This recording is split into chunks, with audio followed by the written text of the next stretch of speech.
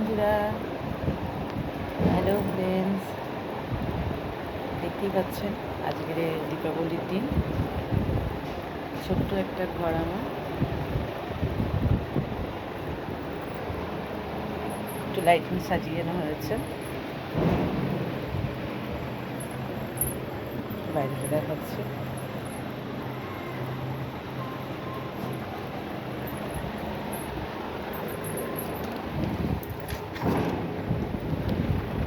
প্রদীপ ready করে ফেলেছি। আমার এই ছোট্ট ভিডিওটা একটু বানালাম।